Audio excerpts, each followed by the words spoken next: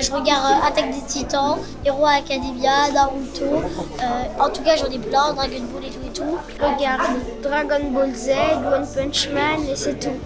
Personnellement, je consomme aussi des mangas. Je trouve que c'est un autre univers que la bande dessinée française avec laquelle on a grandi.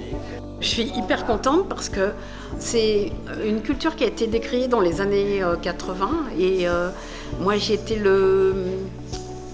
comment dirais-je, la représentante en fait de cette culture japonaise et issue du manga, c'est-à-dire avec les animés.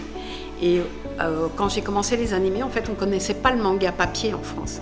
Et puis les années ont passé, le manga est arrivé et les parents et même dans les institutions, on trouvait que c'était pas des livres, que c'était un peu de la sous-culture, etc.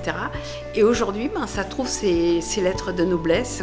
On arrive à rencontrer des grands mangakas.